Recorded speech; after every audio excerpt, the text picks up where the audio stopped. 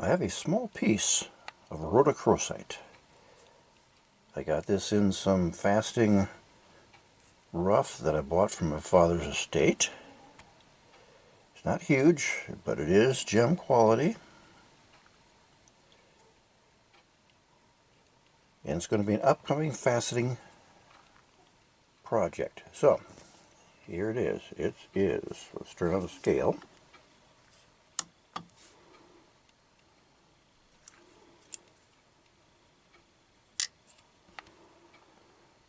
.95 carats. Alright, so I know it's going to be a lot smaller because there's a little piece on top that has to definitely come off because it's just a little piece above the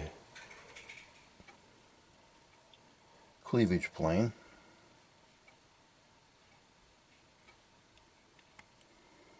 So what we're going to do is I'm going to take a look at it and I'm going to figure out the best shape I can do for a freeform gem. I'll just do like a 42-degree pavilion on it and freeform the shape and get some kind of a crown on it, just so I can protect the carat weight as much as possible. It's really not worth a whole lot. It is worth a lot this way, but as a gemstone, it's worth a whole lot more. So that's what we're going to work on. I'll do a specific gravity test before I cut, and I will do a refractive index test after I cut.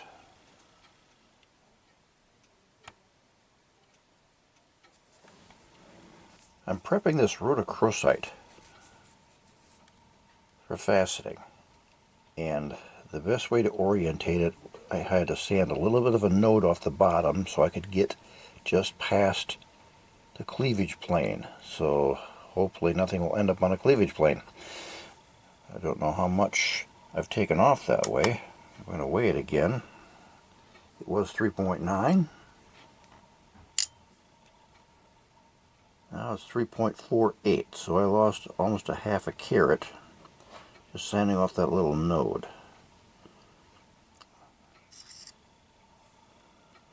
We'll see how it goes from there. As you can see, the shiny little streak on the bottom, that's the cleavage plane. And I sanded it a couple degrees off of that plane.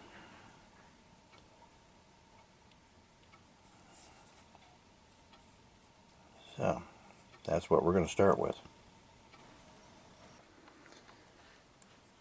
Well, we've got this rhodochrosite on the stick. Like 3 point, as it is now. I sanded off the bottom of it here, about a few degrees off the cleavage plane and mounted it on there. So hopefully none of my facets will end up on a cleavage plane, since rhodochrosite has perfect cleavage 3 ways. It's very soft, about number 4 on the Moss scale. So you got to be very gentle with it. I'm going to make mostly a freeform gem. I will start with the pavilion facet at a suggested angle. It is suggested to use a quartz angle, so 42 would be my pavilion, my main's on the pavilion. So it's going to be pretty freeform. I'm going to follow the design here. I'm going to have a rectangular piece, and I don't exactly know how it's going to come out yet, but I'm going to try to maintain the biggest I can on that. It's a nice little pink-red rhodochrosite, and it is gem quality, so it's not cheap. Wish me luck. We're starting. Okay, I have this little rhodochrosite roughed out. I used a 2000 grit plate. I cut a girdle line, and then I cut some main facets on it. I tried to maintain as much stone bulk as I could, if you can say bulk, on a 1.5 carat stone. And then I cut the second row of tiers also. The second row of tiers, I did not have the machine running, of course. I just set it onto the plate and just drew it back and forth a couple times until I had it where I wanted it. What I ended up doing was my first row of facets, since this is a gem grade rhodochrosite, I didn't do a refractive index test yet, so I'm hoping I'm right. The refractive index should be somewhere around 34. So I'm hoping I'm far enough above it so I don't window it. And I just followed the shape of the stone the best I could to maintain as much size. So at 96, 8, 17, 30, 49, 51, 53, 68, 88 is my first row of facets. I did a second row of facets at 42 at the same index settings. Now I'm going to go back, and what I'm going to try to do is I'm going to start here with a Delight topper plate. This is an 8,000 grit diamond. It's very smooth, and I'm hoping it will not be too hard on the stone. I'm going to try that with a lot of water and a slow speed and see how it goes. Well, I've got the first set of facets on the pavilion semi-polished here. Pre-polished, you might say. I used that 8,000 grit plate. It went pretty good. I went real slow. I only had my machine at a setting of about 2.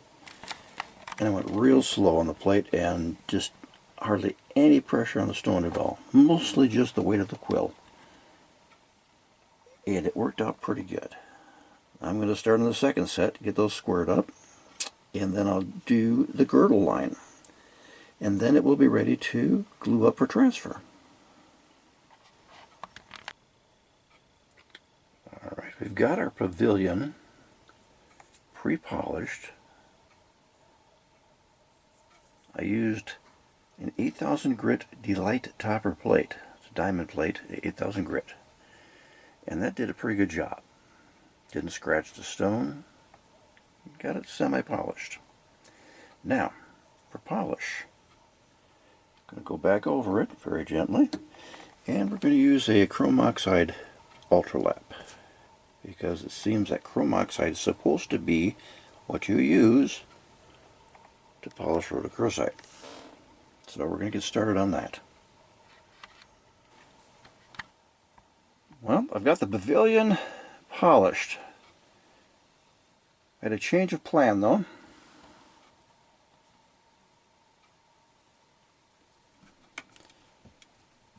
They pointed out to me that I wasn't getting it polished with that chrome oxide ultralap. So I tried a few other things. Nothing seemed to work very well. What I ended up doing is using a 100 grit tin lead lap with 100 grit diamond paste on it, and I used extra snake oil on it for an extender to make sure that there was nothing there that's going to scratch. And it worked pretty good. So, now we're ready to transfer it, and we'll start on the crown.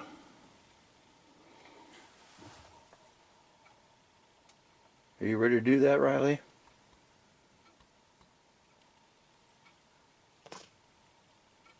Yeah, she's ready to take a nap, I think.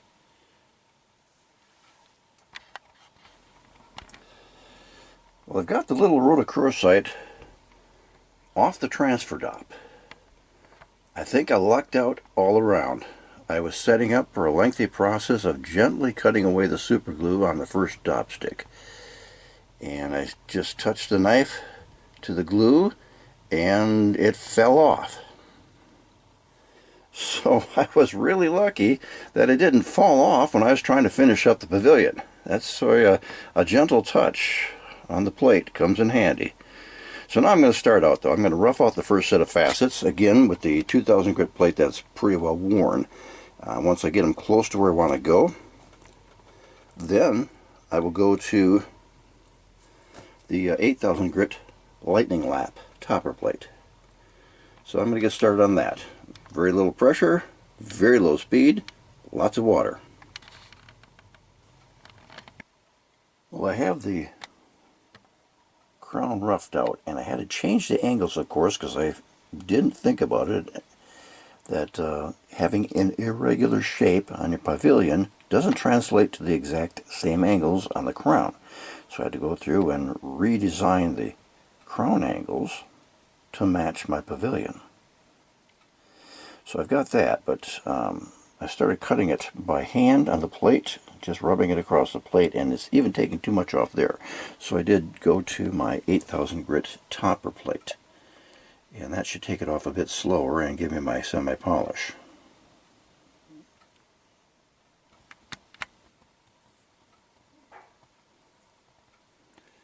I've got the crown facets cut and polished now.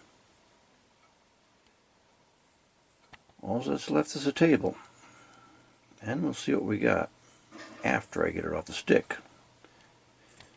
So, like I said, I've used 50,000 grit diamond on a tin lead lap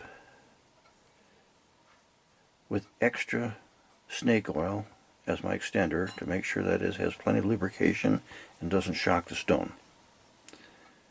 And very slow. Less than 2 setting on my machine. Alright, now I'm going to take this out, put it in my tabling top, and I'm close enough where I'm going to cut the table actually with this 8,000 grit lightning lap topper plate. So I'll cut it with that, then I'll put my 50,000 grit plate back on and polish the table. Well, here it is. This is the rhodochrosite. Started out as a rough piece just over 3 carats. Don't know what it's going to be yet. I have to get it off the stick without damaging it. It's real soft, you know. So that'll be the next step. Get it off the stick, clean it, weigh it, measure it, and see how it looks. It's just a little bit lighter than I wanted. It's going to be a nice little pinkish red, but it'll be a good little stone.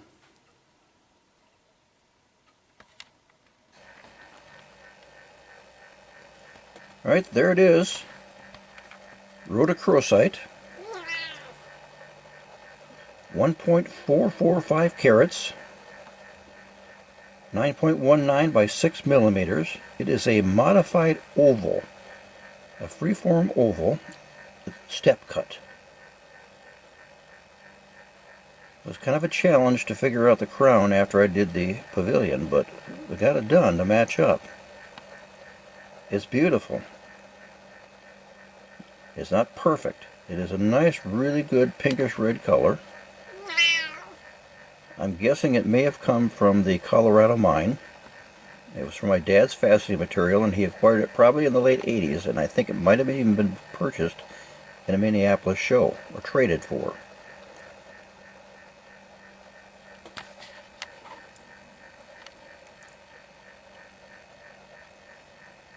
It's eye clean, but if you use a loop, you can see a few imperfections on one side. Other than that, it's transparent. It is a very nice example of gem quality rhodochrosite.